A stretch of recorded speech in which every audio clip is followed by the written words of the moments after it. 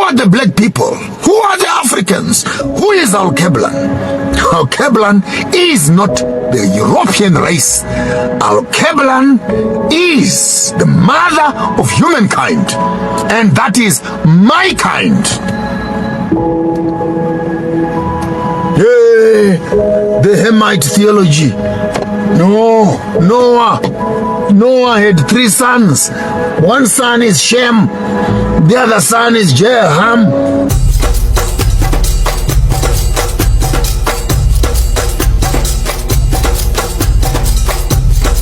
The other son is Japheth, and then Shem is the father of the white people. Ham is the father of the black people. Japheth is the father of the Indians and the Asians. But no one wants to talk it. Noah, what ethnicity was Noah? And if you can find the ethnicity of Noah, then we know what Methuselah, we know what Noah, we know what Enoch, we know Seth and Enosh, we know Adam, and we know God. And how can we have the Shemites as white people when the city that Abraham comes from is the city of Uz, of the Chaldees? And on chapter 9 and chapter 11 of Genesis, the same Bible argues that Nimrod, the black Hamite, built the 11 cities, including Nineveh, including Ur, including Babylon. And Abraham comes from the city that was built by Nimrod. Nimrod, who is a black man, and his name the omnipotent one, God. Bara gave birth. Ham, the black people. Abraham, Abraham. You're not ready, young people. You are not ready because you are still constipated with colonial theology. If you could give me a minute to unpack, your life will never be the same. The war is real. It's a war of identity. Who are the chosen nation? Because once you become chosen, as we have theologically allowed white people to become the children of Shem, and if Shem is white, then in the same breath, the whiteness of Shem in Genesis 11 translate into the whiteness of Shem in Abraham in Genesis 12 and 15, translates into the whiteness of Perez and translates itself into Jesse. Jesse is the father of David, and David, if Shem is white, then Abraham is white, then Perez is white, then Isaac is white, then David must be white, Solomon must be white, Boaz must be white, and Joseph must be white. And that theology is hinged on a wrong interpretation of Genesis chapter 11, that Shem is the father of the white people. So you see the ripple effect of misconcepted theology. Because you accept one wrong thing in Genesis, you cannot refuse that Jesus is white when Abraham is white.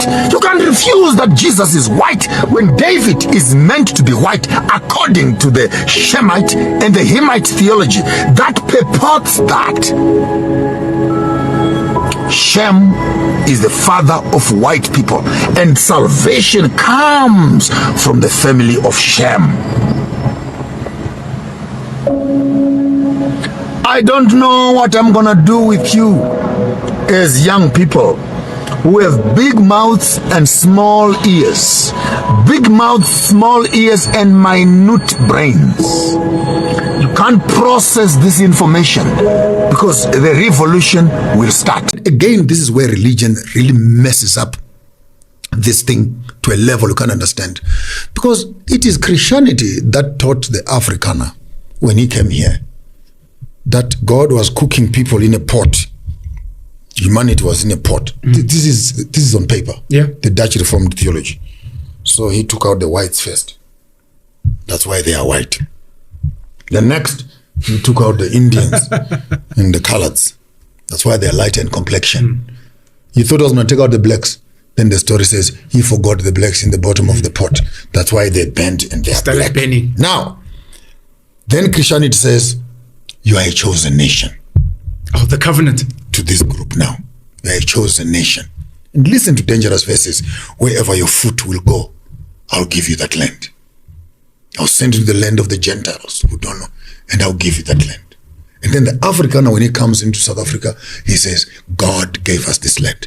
And God gave them the land because the people they found on the land were pagan and did not believe in Jesus. And because they believed in Jesus and they are the children of the Most High, therefore they have power and authority over the people that are non-believers. The Kafirs. I want you to understand. Is a non-believer. This is serious because the whole idea of apartheid is not politics.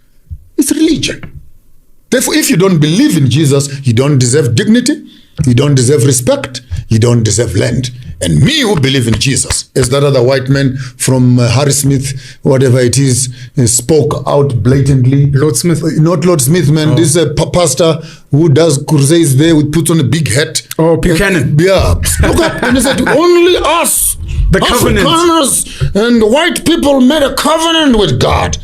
Oh, wow. That's and the rest of you, and then he'd come back a few days, of course, and apologize for religious reasons. But he had already said it, and we heard him. And by saying that the only ones with the covenant, it means that all of us, 50 million later, who don't have a covenant with God, we don't have access to water, we don't have access to land, we don't have access to respect and dignity. And then the Constitution is written not for the 50 million, it's written to protect the rights of the 2 million. But history tells us that as Africans, we were pagans. Before Christianity was brought to Africa, we were worshipping demons and witchcraft and all these things. Is that true?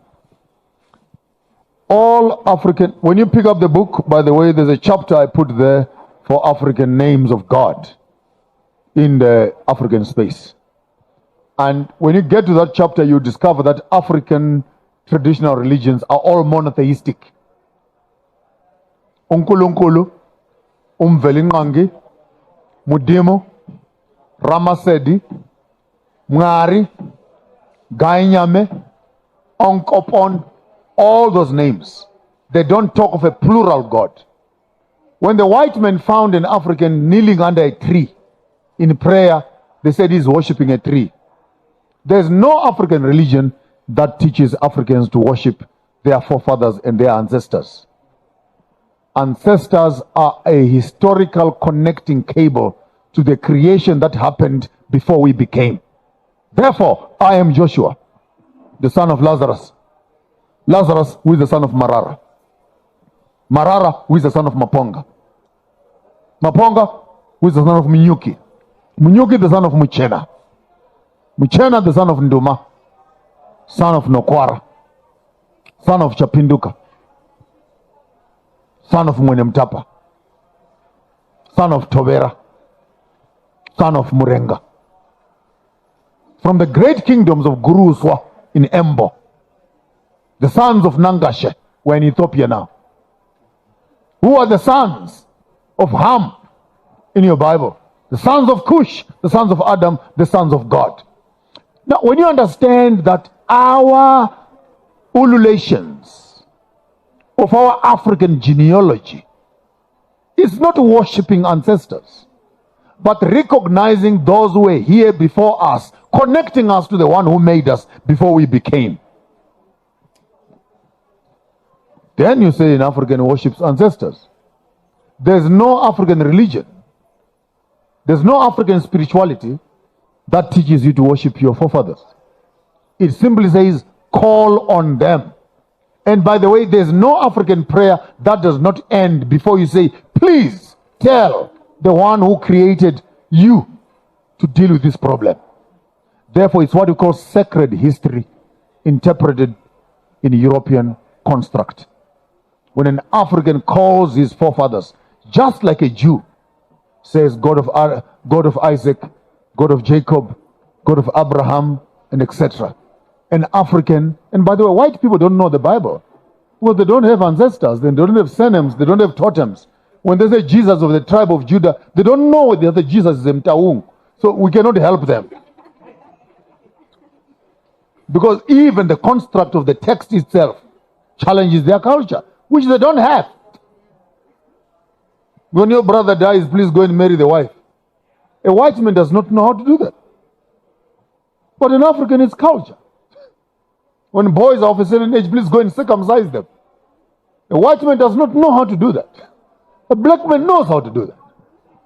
Now, how can you wait for a white man to tell you what is in the text when the culture and the religion of the text is not European?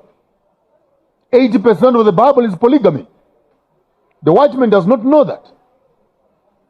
He comes down with the monogamous concept on the end. Then we start teaching cheating and etc. on the left and create media around that. So let's not waste our time. What we now believe as Christianity Mchana is European culture. Hey, umtanami, ngiyakaphume lapha endlini engafakanga ingubo emhlophe. My daughter will not leave this house until she's putting on a white dress. Because the mother now thinks that a white wedding is superior to a black wedding or a cultural wedding. So here we are in Sandton right now, 300,000 young boys and girls sleeping with each other, 2-3 children later, because they can't afford 250,000 to go and hire Aventura or Avante for a wedding, to do a white wedding. Are we practicing Christianity? Or this religion we have accepted, this Jesus we are talking about and this God we are talking about will not accept a black man until he becomes white first. Then God can deal with him. Because if you bring your traditional drum into the church, Jesus will run through the door. Because he does not understand this. If you come dressed up like a Zulu into a church, the elder will find a tie for you and a jacket so that Jesus does not get traumatized. These are the realities we need to start talking about as Africans. That are we saying what we've accepted as Christianity is Christianity, or it is actually European culture? Then you ask me. And I'll tell you that 60 to 80% of Christian practices is European culture. A man who gives you herbs to drink is a witch. A man who aborts your wife and takes the fetus to make tablets and give you back to drink is a doctor. And your government says this is a witchcraft act. It's not witchcraft as a noun. It's witchcraft as a question. Witchcraft are you using?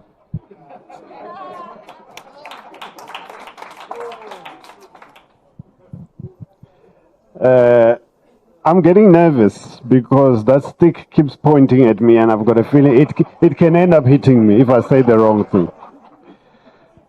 In the book you say the white God does not hear black prayers unless we are presented in a European way. What do you mean? Because we've been praying all our lives. Because the African child is not at liberty to present himself before the white God without changing his culture first. Then we understand that Christianity has to do with the sodomizing of the African culture. Because when an African approaches God as an African, Jesus cannot accept them. Therefore, religion is founded on cultural transformation, economic transformation, political transformation, fashion transformation, pharmaceutical transformation, spiritual transformation. Because as an African, God cannot deal with you. If you come out as a Tswana in your Tswana underwear with a stick on your shoulder and you walk up to church, half of the church will run through the door. But they cannot deal with the African until he has been to Edgar's and Markham's and got himself a tie and a jacket to be accepted. When I make those comments, I'm saying we must be careful that when we buy bread, we don't swallow the plastic also. Eat the content, but the packaging of the gospel. But the way, while we are on that, let me be very clear that Christianity is colonialism. Because had the Muslim been here before Christians, ask me what you will have been. Talk to me. Go to Egypt if you don't know. Go to Kenya if you don't know. Go to Tanzania if you don't know. Go to Malawi if you don't know. The populations are Muslims. Why? Because the colonialists who came had the same complexion, the religion they brought. So don't tell me I'm a Christian. Say I'm a colonized Christian. Well, that's what it is all about. Had Allah been here and Muhammad before Jesus was, you'll have been saying Allah Akbar and equally convinced that there is only one God but Allah. And I love Muslims, by the way. If you believe that when you die you go to heaven, the Muslim says, can I kill you and we go together? Then the Christian is always not ready to die. I have a question for you. If God wanted us in heaven, then why did he create us on earth? Why are we here? Now all of a sudden we're here discussing how and what are we going to do after we die. Who cares about what we die? Let's stop talking about the dead. Let's talk about the living. How do we live? That's why I say in my own theology, there's no man who is entitled to be having a wife before he has land. Every man must have two wives. The first wife is land, and the second wife is the one who gives children. And the first wife will help you to look after the second wife. Before you make my daughter pregnant, make sure that the land is pregnant. Because when the land is pregnant, wife number two can always eat. Therefore, God created Adam. He created Eden, then Adam, then Eve. Therefore, without Eden, you don't have legal rights to be marrying Eve. For every Eve must be submitted into an Eden. And if you're an Adam and you don't have land, you don't qualify to reproduce. That's why lions, when they walk in the bush, they pee on the bushes. They pee on the bushes to mark their territory. And after they've used their urine for territory, then they use their sperm for reproduction. And as humanity, we must learn also from the animals. Without territory, it is illegal to reproduce. Theology, what is it about God? Christianity has played a significant role in Africa for centuries, particularly since the arrival of European missionaries during the colonial period. While Christianity has had many positive influences, it has also been used as a tool for manipulations in various ways.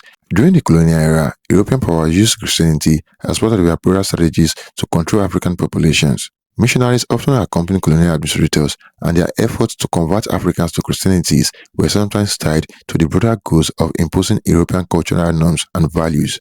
Christianity was used to justify colonialism by promoting the idea that European powers were civilizing the hidden African populations. This narrative devalued African religions and traditions, positioning Christianity as a superior and necessary for progress. Converts to Christianity were often more closely aligned with the colonial administrations, as they adopted European languages, education, and lifestyles. This created a class of Africans who were more loyal to colonial authorities, helping them to maintain control over the population. In modern Africa, Christianity continues to be a powerful social political force. Politicians and leaders sometimes use religious rhetoric to gain support, presenting themselves as God-choosing or morally superior. This can manipulate voters who may be swayed by religious appeals rather than political or economic policies. Some religious leaders, particularly those in evangelical and Pentecostal movements, have significant influence over their congregations. These leaders can manipulate followers by promoting certain political agendas or by endorsing specific leaders, often aligned with those who support their religious institutions. In some cases, this influence can be used to distract people from pressing social issues, focusing instead on religious promises of prosperities or miracles. The prosperity gospel, a religious movement that teaches that faith, positive speech, and donation to the church will bring material wealth and success, has gained popularity in many parts of Africa. This message can be manipulative, as it often preys on the hopes and struggles of poor and vulnerable populations. In some cases, church leaders exploit their followers by encouraging them to give large sums of money, promising divine blessings in return. This can lead to financial exploitations where individuals give away their savings in hopes of miraculous returns, often leaving them worse often. The prosperity gospel can also reinforce social inequalities by promoting the ideas that wealth is a sign of God's favor, while poverty is seen as a result of lack of faith or effort. This narrative can be used to justify the wealth of religious leaders and discourage critical questionings of social and economic systems. Christianity has also been used to manipulate Africans by promoting a sense of inferiority or guilt. The emphasis on sin, salvation, and moral purity can lead some individuals to reject their traditions, beliefs, practices, and identities, seeing them as incompatible with Christianity teachings. This can create a cultural and psychological dependency on religious leaders who claim to have the answers to spiritual and moral dilemmas. It can also foster division within communities, as people may be encouraged to abandon their cultural heritage in favor of a more Christian identity. Christianity has been used and continues to be used as a tool for manipulation in Africa through its historical role in colonialism, its influence in modern politics and society, the exploitation of vulnerable populations through the prosperity gospel, the cultural and psychological impact on individuals, and as a means of moral justifications for social control. While Christianity has brought positive changes, this aspect demonstrates how it can also be used to manipulate and control African populations. Thank you for watching.